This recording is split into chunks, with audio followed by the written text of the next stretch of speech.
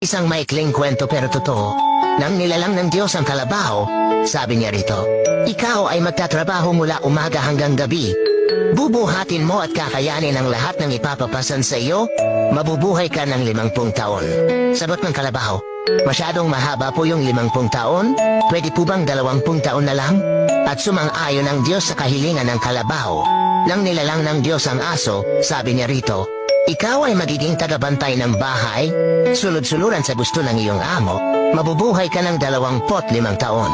Sagot ng aso, masyado pong mahaba yung 25 taon. Pwede po bang 10 taon na lang? At sumang-ayon ang Diyos sa kahilingan ng aso. Nang nilalang ng Diyos ang unggoy, sabi niya rito, ikaw ay magpapalipat-lipat sa mga baging, magiging katawa-tawa at nakakaaliw, mabubuhay ka ng 20 taon. Sagot ng unggoy, masyado pong mahaba yung 20 taon, pwede po bang 10 taon na lang? At sumang-ayon ang Diyos sa kahilingan ng unggoy. Nang nilalang ng Diyos ang tao, sabi niya rito, ikaw ang pinakamatalinong nilalang sa mundo, magiging amo ng lahat ng mga hayop, dodominahin mo ang buong mundo, mabubuhay ka ng 20 taon.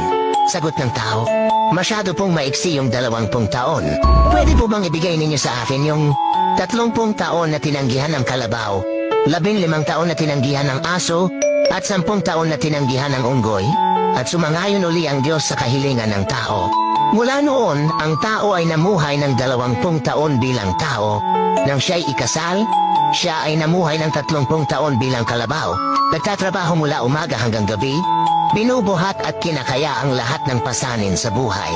Nang siya'y mawalay sa mga anak, siya ay namuhay ng 15 taon bilang aso, tagabantay ng bahay, at sunod-sunuran sa mga gusto ng mga anak. Nang siya'y matanda at retirado na, siya ay namuhay ng 10 taon bilang unggoy, padalaw-dalaw at palipat-lipat sa mga bahay ng mga anak, nagiging katawa-tawa para aliwin ang mga apo.